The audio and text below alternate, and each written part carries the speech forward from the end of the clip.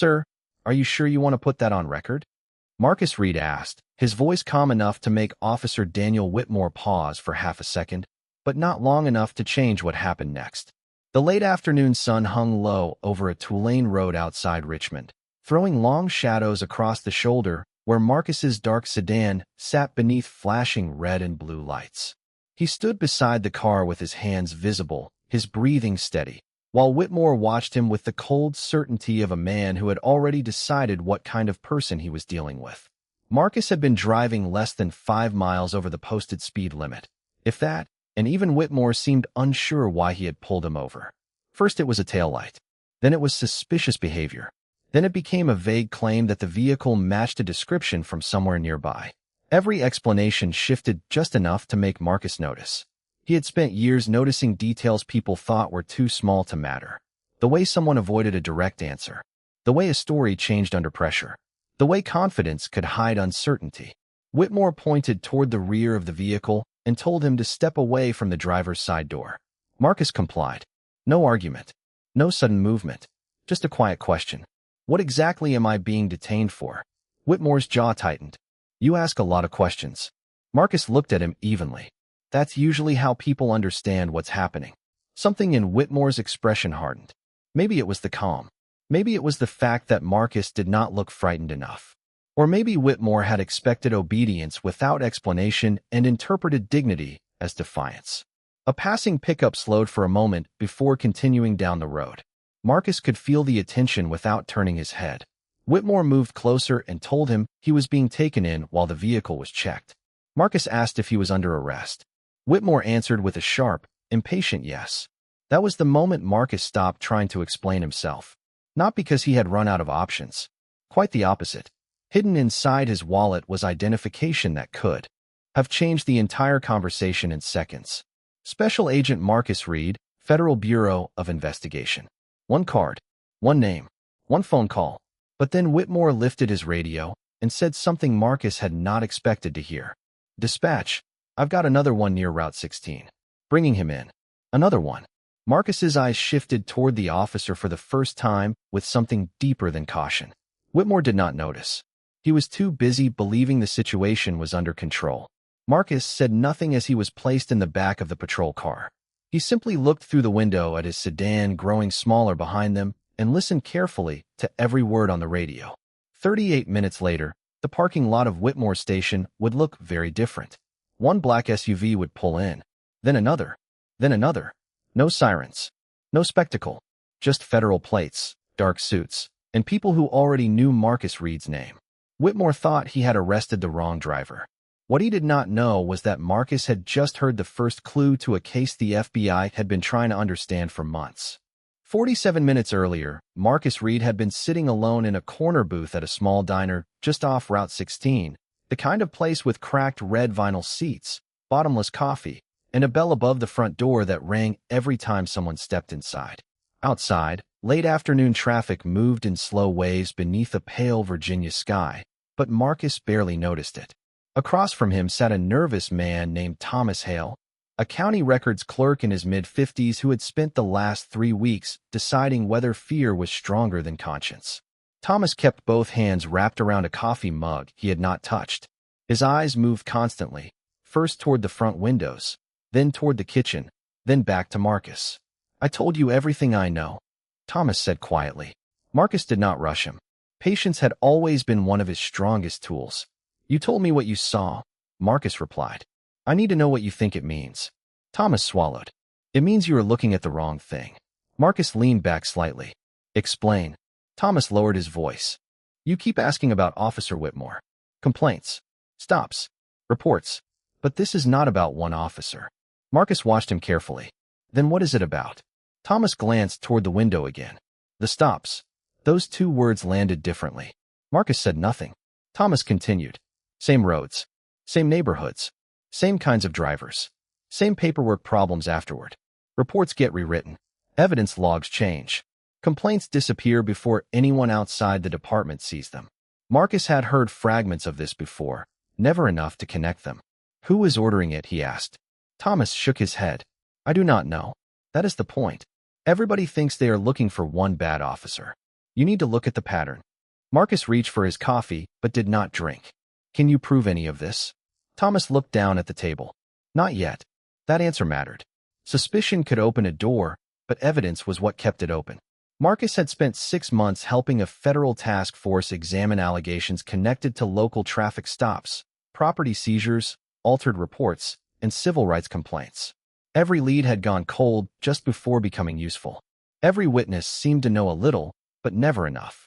Thomas was the first person who had described the problem as a system rather than a series of incidents. Before standing, Thomas slid a plain envelope across the table. Marcus placed his hand over it without opening it. What is this? Copies of shift schedules and stop locations. Nothing classified. Nothing illegal for me to have. Marcus studied him. Why give it to me now? Thomas looked exhausted. Because somebody has to notice. 10 minutes later, Marcus walked out of the diner carrying the envelope inside a leather document sleeve. He wore a charcoal button-down shirt, dark slacks, and a plain jacket. No visible badge. No federal vehicle. No partner waiting outside. His sedan was deliberately forgettable, a dark gray four-door that could disappear into almost any parking lot in America. He sat behind the wheel for a moment before starting the engine. The encrypted phone in his inside pocket vibrated once. A message from Special Agent Elena Torres appeared on the screen. Check in when clear. Marcus typed back 2 words. Moving now. Then he pulled onto Route 16 and headed east. For the first mile, nothing seemed unusual. Then a patrol car appeared in his rearview mirror. It stayed 3 car lengths behind him through one light, then another. Marcus changed lanes. The patrol car changed lanes too. He checked his speed. 44 miles per hour in a 45 mile per hour zone. His hands remained steady on the wheel. At the next intersection, he turned right. The patrol car followed. Marcus did not tense. He simply began paying attention. The officer behind him had not activated his lights yet, but Marcus had already learned something important that afternoon. Sometimes the first clue did not arrive in a file or a confession. Sometimes it followed you home. The patrol lights came on just after Marcus passed a weathered gas station at the edge of town. Red and blue reflections rolled across his rearview mirror, bright against the fading afternoon light. Marcus checked his speed again. 43 miles per hour. He had signaled every turn. His registration was current. His vehicle had no visible damage. Still, he guided the sedan onto the shoulder, stopped beneath a row of bare utility lines, and placed both hands at the top of the steering wheel where they could be seen clearly. He waited. In the mirror, the officer remained inside the patrol car longer than necessary. Marcus watched without turning his head. He could see the outline of a man speaking into a radio. Then the driver's door opened. Officer Daniel Whitmore stepped out wearing dark sunglasses even though the sun was already dropping behind the trees. His pace was measured, confident, almost theatrical. He approached on the driver's side and stopped just behind Marcus's shoulder. License and registration. Marcus turned his head slightly. Of course, officer. Before I reach for anything, my wallet is in my back pocket and the registration is in the glove compartment.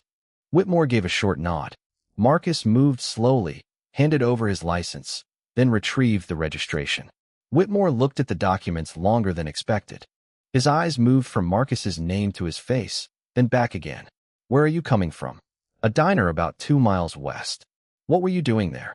Marcus paused. Having coffee. Whitmore did not smile. Where are you headed? Home. Where is home? Marcus gave him the city, but not the address.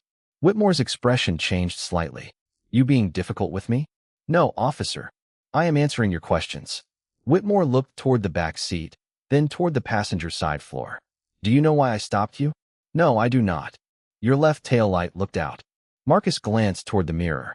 I checked both lights before I left. Whitmore's jaw tightened. Are you saying I am lying?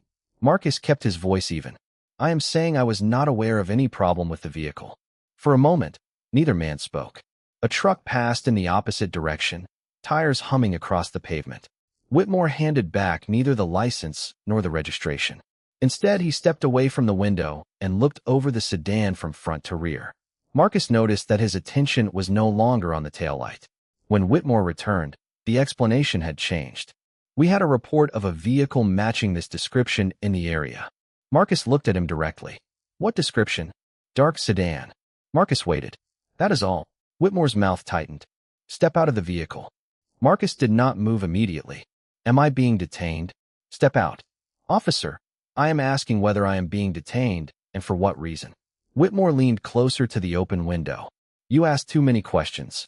Marcus looked at him for one quiet second, then opened the door slowly and stepped onto the shoulder. The air had turned colder. He could smell damp leaves from the ditch beside the road. Whitmore directed him toward the rear of the sedan and began asking the same questions again, only in a different order. Where had Marcus been? Who had he met? Why was he driving through this area? Was the car really his? Marcus answered each one without raising his voice. The more composed he remained, the more irritated Whitmore seemed to become. Then Whitmore noticed the leather document sleeve. On the passenger seat. What is in there? Work documents. What kind of work?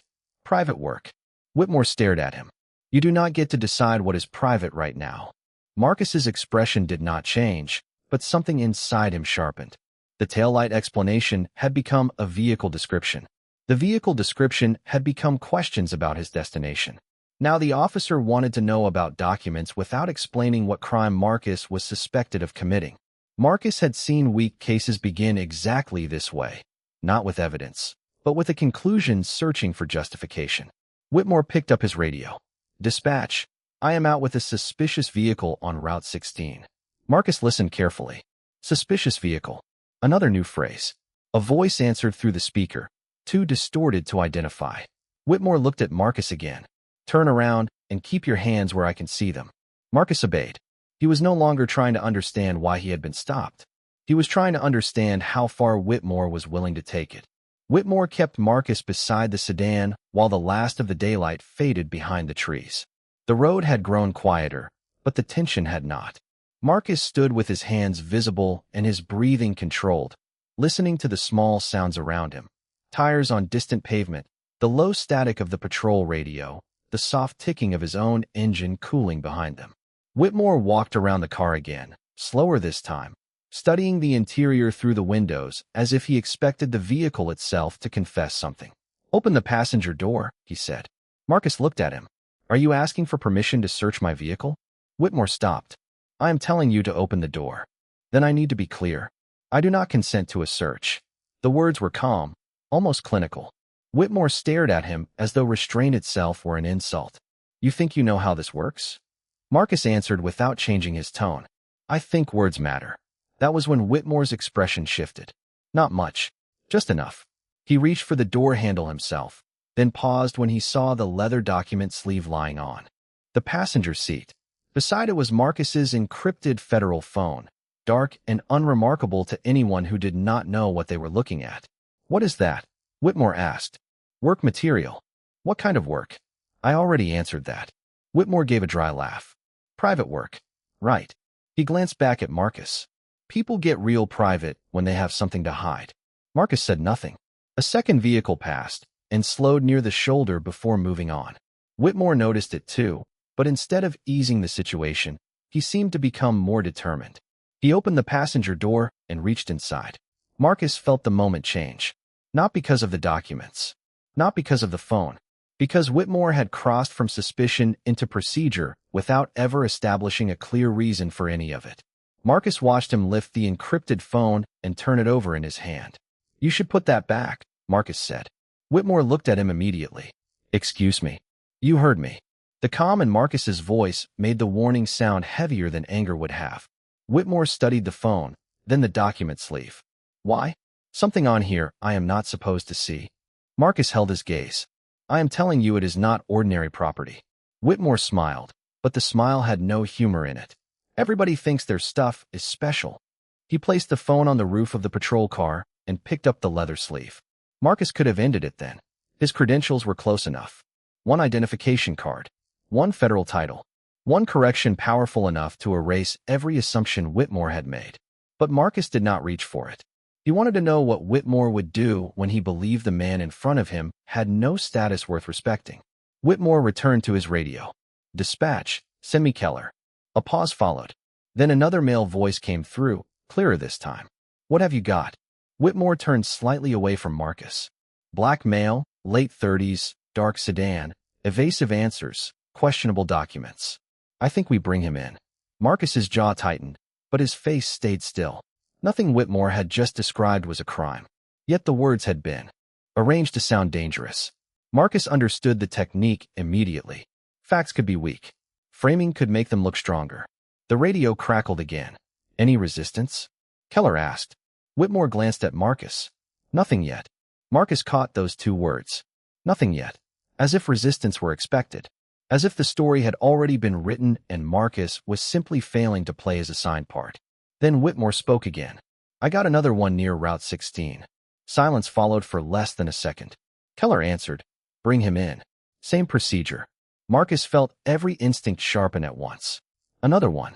Same procedure. Those phrases did not belong to a random traffic stop. They belonged to a pattern. Whitmore stepped toward him and announced that he was being taken to the station while the vehicle and documents were reviewed. Marcus asked one final question. For what offense?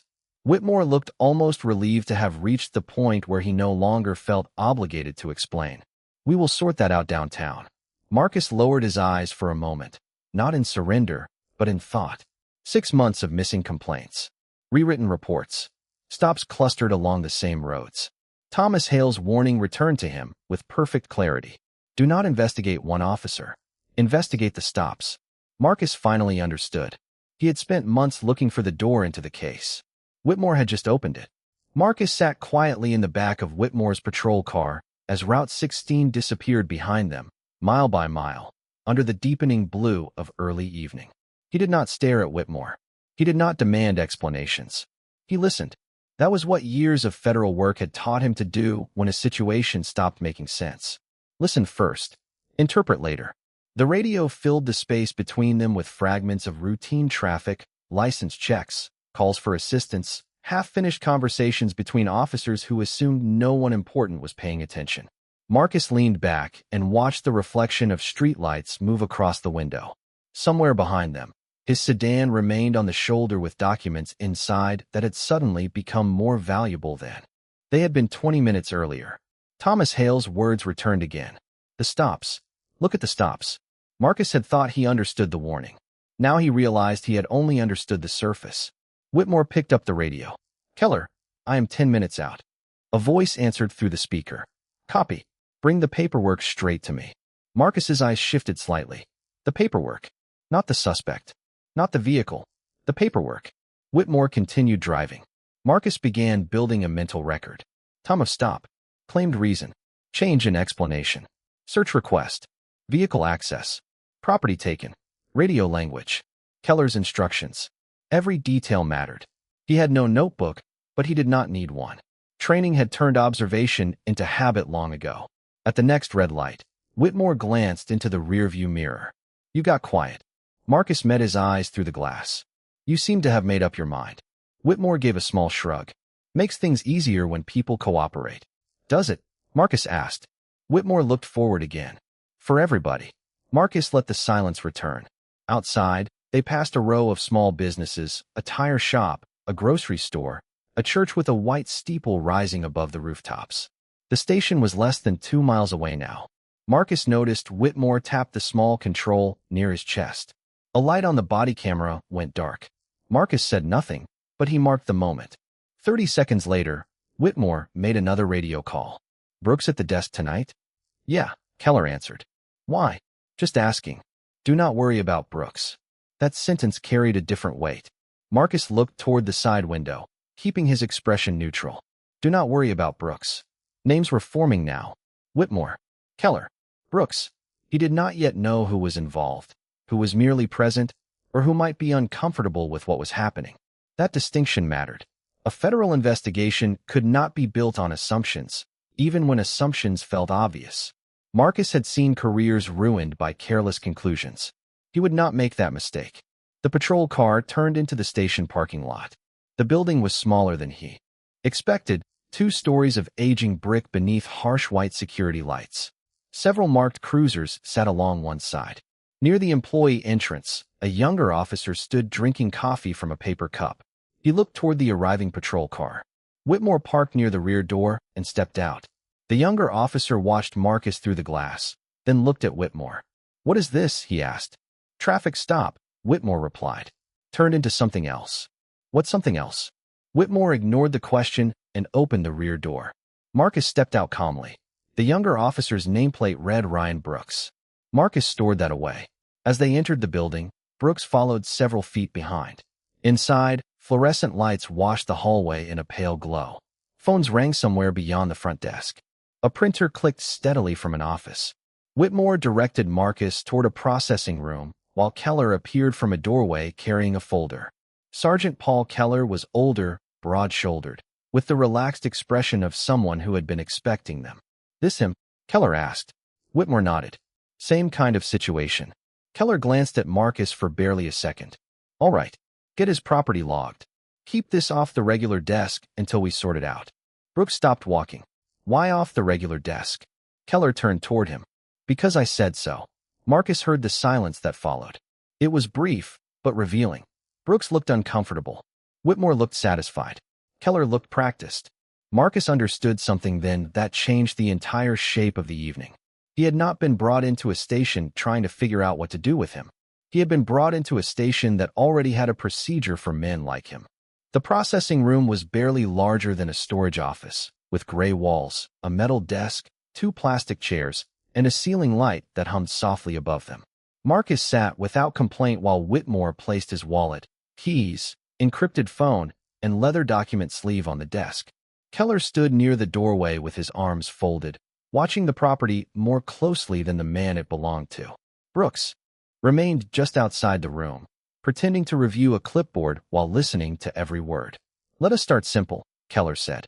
"Full name?" Marcus Reed. "Occupation?" Marcus looked at him. "You have my identification." Keller gave a thin smile. "I asked you." Marcus let a beat pass. "Consultant." Whitmore glanced at Keller as if the answer confirmed something. "Consultant for who?" "Private clients." "Convenient," Whitmore said. Marcus did not respond. The more they pushed, the clearer the structure became. Their questions were not designed to understand. They were designed to create a version of him that fit whatever report they intended to write. Keller opened Marcus's wallet and removed several cards one at a time. Driver's license, insurance card, credit card. Then his hand stopped. Marcus saw the exact moment the room changed. Keller stared at a black credential case, tucked behind the other cards. Whitmore noticed his expression. "What?" Keller did not answer. He opened it. The color drained from Whitmore's face. Brooks looked up from the hallway. Keller read the identification twice, as though repetition might change the words. "Special Agent Marcus Reed," he said quietly. "Federal Bureau of Investigation." Nobody spoke. The fluorescent hum suddenly seemed louder. Whitmore stepped toward the desk. "Let me see that." Keller held the credential away from him. "You did not check this?" Whitmore's confidence cracked for the first time. He never said he was federal. Marcus finally spoke. "You never asked what I did before searching my property." Whitmore looked at him. "Why did you not identify yourself? Would it have changed how you treated me?" Marcus asked. Whitmore opened his mouth, then closed it. Keller's attention shifted immediately from Marcus to damage control. "All right. This is a misunderstanding." Marcus said nothing. Keller continued. "We can clear this up right now." "Can you?" Marcus asked. Keller forced a smile. "Of course. We release you, document the stop properly, and everybody goes home." Brooks stepped into the doorway. "Sergeant, the body camera log shows Officer Whitmore's camera stopped recording before arrival." Keller turned sharply. "Brooks, not now." Brooks hesitated. "I'm just saying the system flagged it." Marcus looked at Brooks. That mattered. Whitmore's face tightened. "Technical issue." Brooks did not answer. Keller reached for Marcus's encrypted phone. "We need to return his property." Marcus's voice became firmer. "Put that down." Keller stopped. "Excuse me. That device is federal property." Keller slowly returned it to the desk. Marcus leaned back in the chair. He was no longer the man they believed they could process quietly. But he was not finished observing. "You said this was a misunderstanding," Marcus said. "Then help me understand something. What did Officer Whitmore mean when he said he had another one?" Keller's expression froze. Whitmore looked toward the door. Brooks looked from one man to the other. Marcus continued. "And what did you mean by same procedure?" Keller's voice hardened. "I think this interview is over." "I agree," Marcus said. "But the investigation is not." Whitmore tried to recover. "There is no investigation." Marcus looked directly at him. "There was before today." Silence. That sentence landed heavily. Keller's posture changed. What exactly are you saying? Marcus nodded toward the credential case still sitting on the desk. You found my identification. Now turn it over. Keller stared at him. Why? Marcus's voice remained calm. There is a number on the back. Call it. Nobody moved. Marcus held Keller's gaze. Do not call your chief. Do not call county legal. Call the number on the credential. Brooks looked at Keller. Whitmore looked at the encrypted phone. Keller finally picked up the credential case again, turned it over, and reached for the desk phone. Marcus watched him dial each digit. The room stayed quiet except for the keypad tones. After a few seconds, someone answered. Keller straightened slightly. This is Sergeant Paul Keller with the Westfield Police Department. I am calling to verify the credentials of a man in our custody. He listened. Then his face changed again, more dramatically this time. Marcus did not need to hear the voice on the other end to know what had been said. Keller looked at him slowly. They want me to stay on the line. Marcus nodded once. Outside, through the narrow hallway window, Brooks suddenly noticed headlights turning into the parking lot. One dark sport utility vehicle, then a second behind it. Brooks moved toward the hallway window just as a third dark sport utility vehicle turned into the station parking lot and stopped beside the first two. No sirens. No flashing lights. No rush. Somehow, that made the arrival feel more serious. Keller was still holding the desk phone, listening to the voice on the other end with a growing stiffness in his shoulders. Whitmore stared through the doorway as men and women in dark suits stepped out of the vehicles and moved toward the entrance with deliberate calm. Marcus remained seated. That calm unsettled Whitmore more than anything else had. What is this? Whitmore asked. Marcus looked at him. You will know in a minute. Keller lowered his voice into the phone. Yes, he is here. Yes, his property is here too. He listened again, then glanced toward Marcus. Understood. The line disconnected. For the first time since the traffic stop, Keller looked uncertain about what he was allowed to do next. Footsteps approached from the lobby. Brooks stepped aside as a woman in a navy suit entered the hallway carrying a federal credential case in one hand. Special Agent Elena Torres did not raise her voice. She did not need to. Two federal agents followed several feet behind her, while another remained near the front desk speaking quietly with station personnel. Elena stopped in the doorway and looked first at Marcus, then at the property on the metal desk. Her eyes settled on Whitmore. Who made the arrest? She asked. Whitmore hesitated. I did. Officer name? Daniel Whitmore. Elena nodded once, as if confirming something she already knew. Then she turned toward Marcus. Special Agent Reed, are you all right? Marcus stood slowly. I am fine. Whitmore's face changed at the words Special Agent. Hearing Keller read them from an identification card had been one thing. Hearing another federal agent address Marcus that way made the reality impossible to dismiss. Elena looked at Keller. Has Agent Reed been charged with an offense? Keller cleared his throat. We were still determining the circumstances. That was not my question. Keller looked toward Whitmore, then back to Elena. No formal charge has been entered. Then return his property. Keller immediately began gathering the items on the desk. Marcus watched carefully as Whitmore's confidence seemed to shrink with every second. The encrypted phone came back first, then the wallet, then the document sleeve. Marcus checked each item without rushing. Elena noticed the leather sleeve. Was that opened? Marcus looked at Whitmore. Officer Whitmore handled it. Elena's expression remained controlled. And the device? Also handled. Whitmore stepped forward slightly. I had no way of knowing who he was. Marcus looked up. There it was. The defense he had expected. Not that the stop was justified. Not that the procedure was proper. Only that Whitmore had not known the man in front of him carried federal credentials. Elena answered before Marcus could. His occupation is not the standard for whether your conduct was lawful. The hallway became quiet.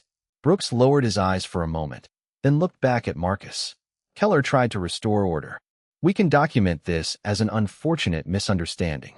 Marcus placed his wallet inside his jacket. No, Keller blinked. No. Marcus picked up the encrypted phone and checked the screen. A misunderstanding is when two people hear the same facts differently. This was a sequence. Whitmore frowned. Marcus continued. A taillight became a vehicle description. A vehicle description became suspicious behavior. Suspicious behavior became work documents.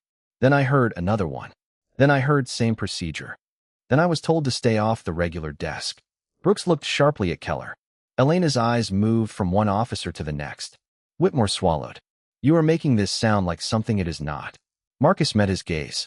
I have not told you what I think it is yet. Outside, another federal vehicle pulled into the lot. Keller looked toward the window.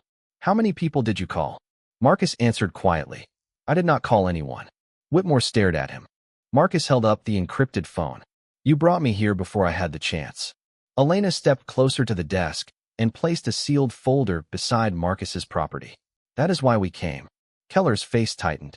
For him. Elena looked directly at him. Not exactly. : Writing variant equals document ID equals 58321 title equals part 8.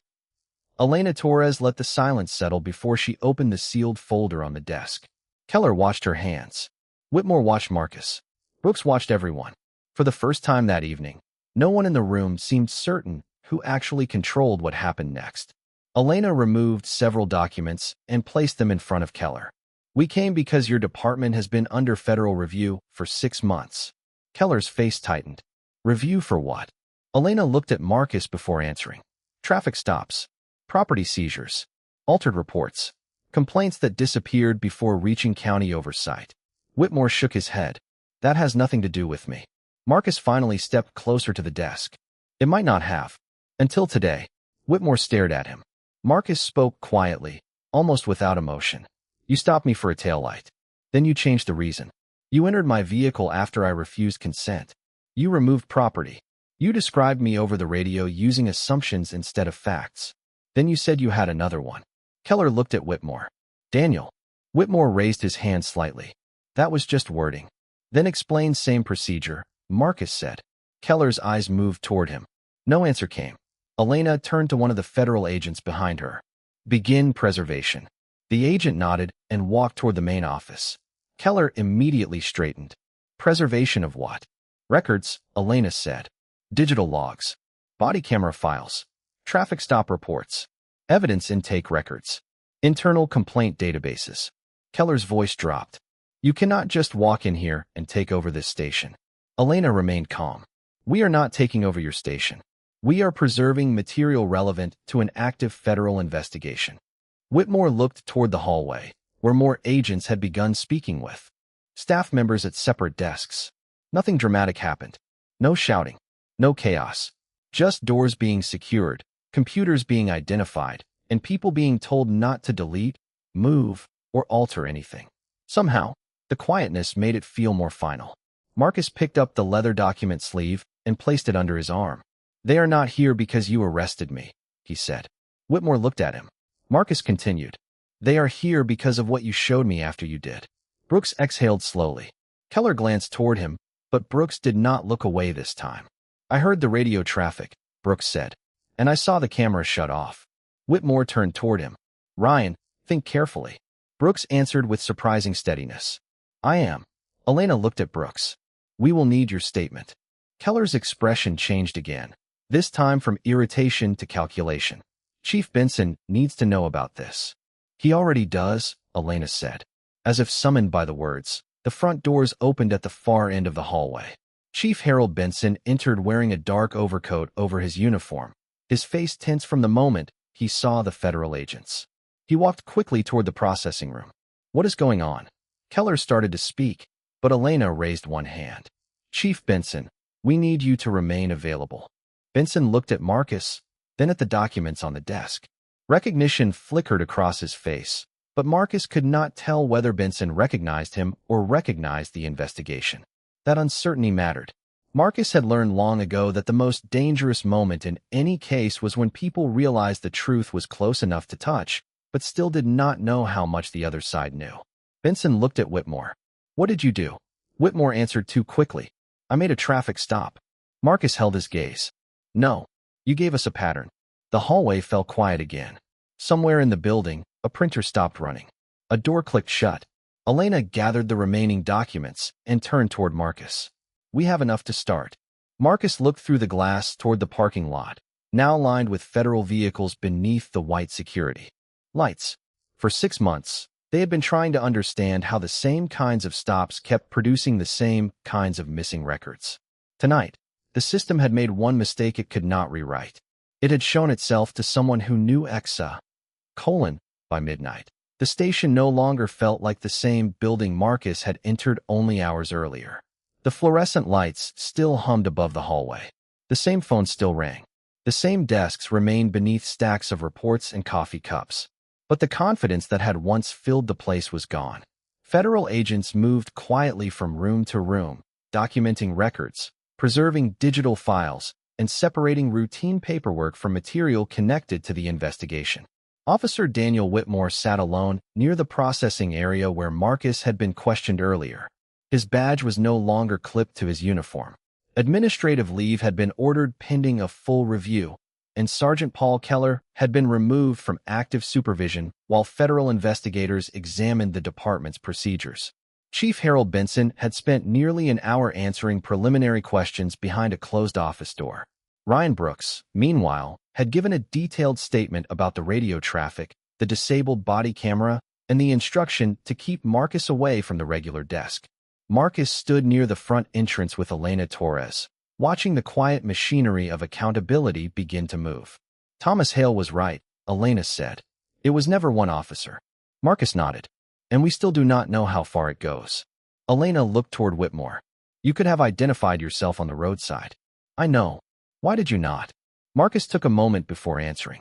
Because the second he knew I was federal, everything would have changed. His language, his procedure, his attitude. I needed to know what happened when he believed I was just another black man he could explain later. Elena said nothing. She understood. Across the room, Whitmore finally looked up.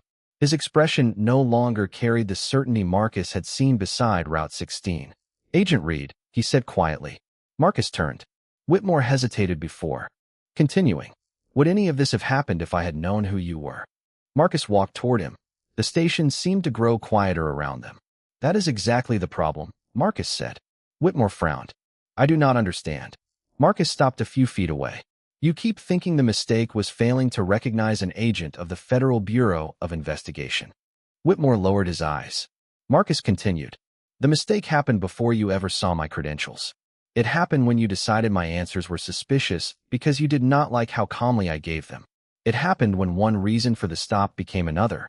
It happened when you treated questions like disobedience. My occupation should never have been the difference between dignity and suspicion. Whitmore looked toward the floor. I was doing my job. Marcus's voice remained measured. Then your job deserves better than what happened today. There was no triumph in his tone. No celebration. Only disappointment. That made the words heavier. Whitmore looked back at him. So what happens to me now? Marcus glanced toward the agents working behind the front desk. The evidence decides that. Not me. Whitmore seemed surprised. Perhaps he had expected anger. Perhaps he had expected revenge. Marcus offered neither. Accountability is not about making you feel what I felt, he said.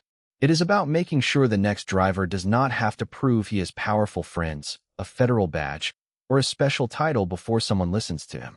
Outside, the cold Virginia night had settled over the parking lot. The federal vehicles remained beneath the security lights, dark and silent. Marcus stepped through the front doors and stopped for a moment beneath the open sky. Hours earlier, Whitmore had looked at him and believed he already knew who he was. Now an entire department was being forced to confront what assumptions could hide. Marcus had never needed his badge to make him worthy of respect.